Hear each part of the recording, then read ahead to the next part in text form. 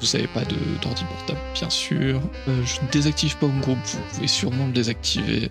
Parce que moi je m'en sers pour mon réseau local pour transférer des fichiers. Disable Location Tracking, évidemment, on va éviter Microsoft de nous localiser. Et c'est vraiment une feature que personne n'utilise, je pense. Si vous l'utilisez, dites-le moi dans les commentaires, et dans ce cas-là, je suis pas au courant. Et, ça se trouve, je suis juste un barbu. Désactiver Storage Sense, personnellement, je n'aime pas. Ça permet de supprimer des fichiers temporaires automatiquement. Personnellement, ça m'arrive de stocker des trucs dans les fichiers temporaires, donc cochez-le si c'est pas le cas. Wi-Fi Sense, faut absolument le désactiver, c'est un truc qui scanne juste votre network avec Windows. Enable and Task with right click, en gros, ça veut dire que, par exemple, quand vous avez votre barre des tâches comme ça, si vous faites clic droit, vous pouvez terminer une tâche d'ici.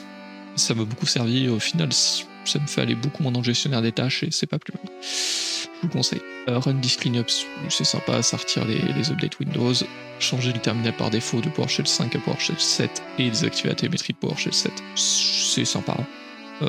C'est juste une mise à jour de PowerShell. Si vous utilisez jamais PowerShell, vous n'êtes pas obligé de le faire non plus.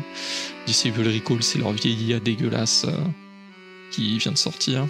Donc faites-le si vous avez 23 H2 sur Windows, ouais, désactivez-le. Franchement, c'est ridicule. Utilisez une autre IA en fait, hein, pas celle qu'il y a sur votre ordinateur qui va se mettre à scanner vos fichiers. Hibernation par défaut pour les laptops, bien sûr, si vous avez un laptop. Les services en manuel, c'est important. Donc en gros, si vous connaissez pas, il y a une liste de services dans Windows en fait, qui sont du coup les programmes qui tournent en arrière-plan pour faire marcher des choses. Par exemple, Vanguard de Valorant, c'est un service. Si ce service est mis en désactivé, il ne se lancera plus jamais et du coup Valorant ne marchera plus. S'il est mis en manuel, il se lancera à la demande de l'application. Ce qui fait que du coup, ça marchera mieux en fait, tout simplement. Dans le sens où ça tournera pas tout le temps.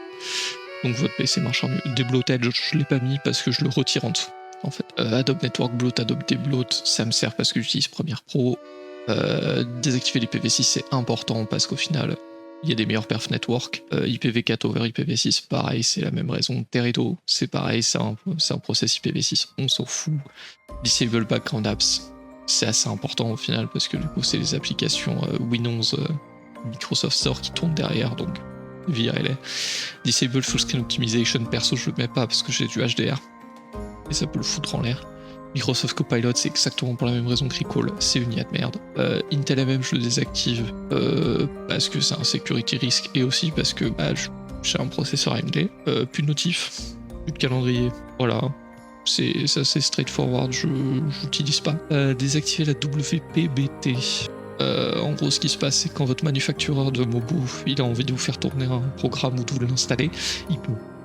Donc en gros, c'est un problème de sécurité, clairement, parce que s'il y a un virus qui s'en